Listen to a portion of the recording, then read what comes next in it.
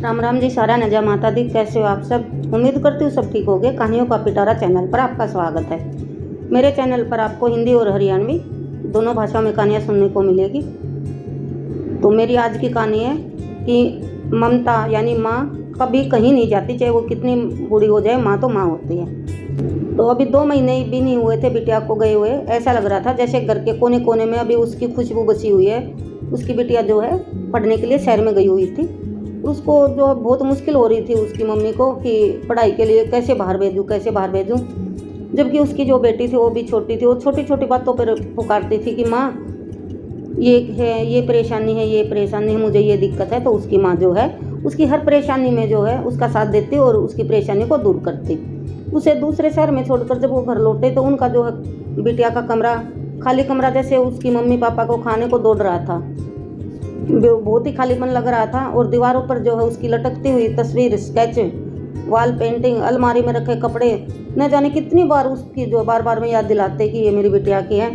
क्योंकि जब भी उसके सामान को देखते तो उनको जो है अपनी बिटिया याद आ जाती थी जो पढ़ने के लिए शहर गई हुई थी। उसने जब भी कहा कि मम्मी यहाँ बहुत गर्मी है, मुझे बहुत रात को जो है ठीक से नींद नहीं आती, तो ऐसा सुनकर चाह कर भी कि भाई गर्मी बहुत है, मैं एसी चला लूँ, तो वो नहीं चला पा रही थी। क्योंकि उसको ये था कि मेरी बेटी गर्मी में मर रही तो मैं एसी में कैसे सोऊं। ऐसी माँ होती हैं, क्योंकि उनको पता होता है कि मेरे बच्चे में क्या दिक्कत है, तो वो उसको जो उसके पास सुविधा उसको भी त्याग देती है बच्चों के चक्कर में।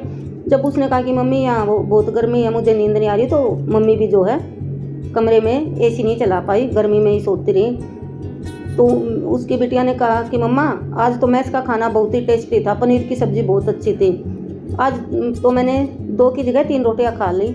तो ये सुनकर उसकी मम्मी की भी जो है भूख बढ़ गई और उसने भी ढंग से खाना खाया। नहीं तो कई बार मैस का खाना जो है गंदा होता था तो बिटिया बोल देती कि मम्मी आज खाना अच्छा नहीं बना, तो उसकी मम्मी के गले से भी जो है खाना नीचे नहीं उतरता था। तो और उसकी बेटी बोली कि मम्मी आज मेरा छाछ, जो मैंने ठंडी छाछ पी ली तो मेरा गला ख़राब होगा। जब उसने ऐसा बोला तो ऐसा लगा कि वक्त पता नहीं एकदम से कहाँ रुक गया। वो बिल्कुल बेबस हो गई, लाचार हो गई। उनके पास होती तो उसको जो है गर्म दूध में हल्दी डालकर पीने को देती, कोई कफ सिरप जिससे कि सर्दी दूर हो जाए। लेकिन वो तो दूर हॉस्टल में रह रही थी तो वो कुछ नहीं कर पा रही थी मम्मी उसकी। उसे सुबह से देर तक सोने देती थी ताकि आराम मिले। अब हॉस्टल तो हॉस्टल है, वो क्या करें। चाहे कितना भी मुश्किल काम हो, माँ तो माँ ही होती है। ऐसा लगता है जैसे शरीर का एक अंग निकल कर चला गया। और जब माँ बाप के लिए बच्चे कहीं जाते हैं तो लगता है कि शरीर का कोई हिस्सा जो है चला गया हो। बार बार जो है तकलीफ बहुत होती है जब बच्चे पास में नहीं होते, वो एक माँ ही समझ सकती है। लेकिन बच्चों के जो है भविष्य के लिए उनको जो है इस पीड़ा से भी गुजरना पड़ता है। बच्चे की गुड़िया की शादी भी करनी पड़ती है अपनी बिटिया की, जबकि उसको पता है कि ससुराल तो ससुराल होता है, अपने घर जैसी सुख सुविधा कहाँ होती है।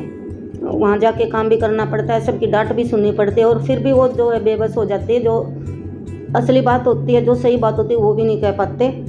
लेकिन ये भी ज़रूरी है क्योंकि प्रकृति का नियम है और पढ़ाई भी ज़रूरी है, इसलिए बच्चों को जो है भेजना पड़ता है बाहर। माँ तो भाई माँ होती है, हर तरह से सुख सुविधा का ध्यान रखती है, बच्चों की जो है पीड़ा है, दुख दर्द है, उसको भी दूर करती है। तो मिलते हैं फ्रेंड नेक्स्ट वीडियो में, तब तक के लिए बाय बाय, टेक केयर। और आपको मेरी कहानी कैसी लगी कमेंट करके बताएं। मिलते हैं नेक्स्ट वीडियो में। और धूप है, गर्मी है, तो बच के रहना, अपने घर में ही रहना भाई, बाहर मत जाना जहाँ तक हो सके। बहुत ज़रूरी काम हो तो बाहर निकलना।